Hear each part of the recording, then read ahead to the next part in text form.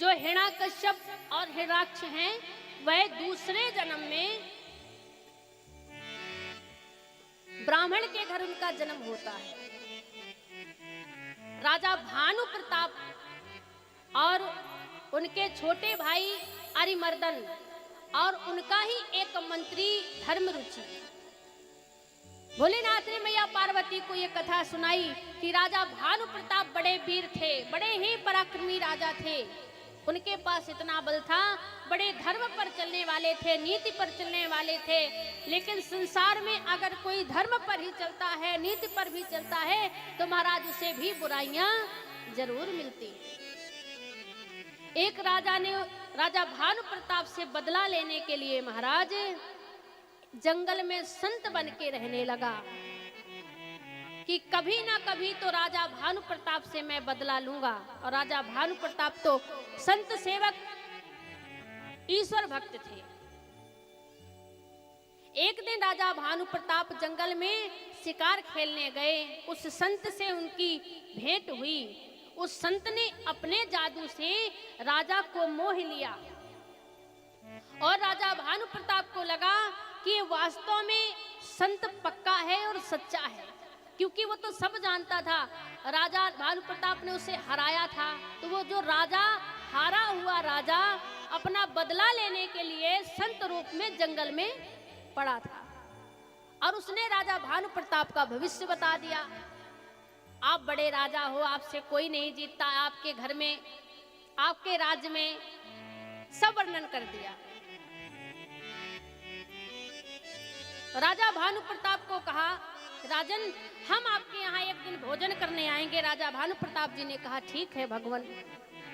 लेकिन उस नकली संत ने कहा हम भोजन करने आएंगे, लेकिन भोजन हम अपने हाथों से ही बनाएंगे और आप ब्राह्मणों को निमंत्रण दे देना, ब्राह्मण आएंगे और भोजन पाएंगे, इसके बाद ही हम भोजन पाएंगे। ठीक है। वह राजा आया और उसने अपने माया से भोजन बनाया। और भोजन कैसा बनाया? मांसाहारी।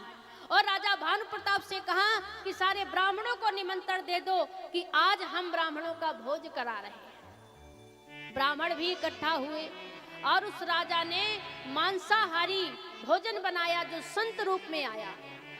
लेकिन देखने में ऐसा नहीं लगा कि ये भोजन मांसाहारी है।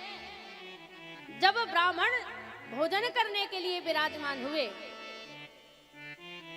तो महाराज जैसी ब्राह्मण भोजन करने के लिए तैयार हुए तो आकाशवाणी हुई कि भई रसोई भूसुर मासु। हे ब्राह्मण देवता, इस भोजन को ग्रहण ना करें।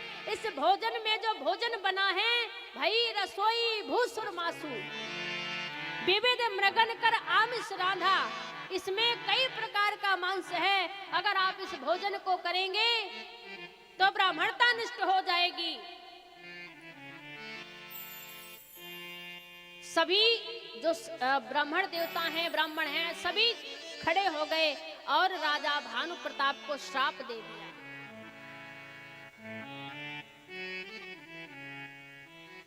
श्राप दे दिया राजा भानु प्रताप को कि राजन आपने हमें मांसाहारी भोजन कराया है, ये माफी के योग्य नहीं है, हमारी ब्राह्मणता नष्ट की है।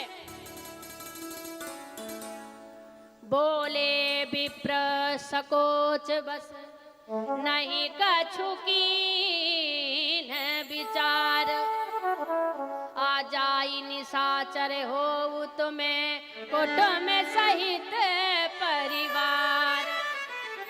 हे राजन, सारे विप्र खड़े हुए क्रोध से श्राप दे दिया, जाओ निशाचर हो तुम कुटुंब सहित परिवार। मांसाहारी भोजन कराने का अर्थ है हमारी ब्राह्मणता को नष्ट करना चाहा, हम तुम्हें श्राप देते हैं, तुम परिवार सहित निशाचर बन जाओ।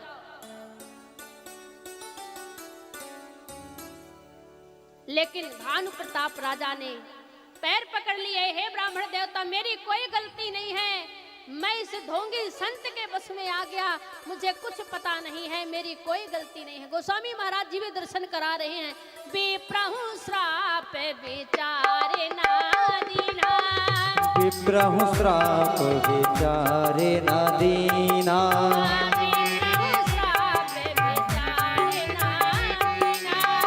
विप्रहु श्राप विचारे न कीना।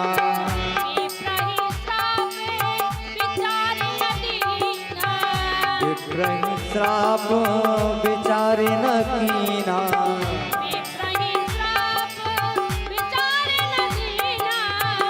विप्रहु श्राप विचारे न कीना।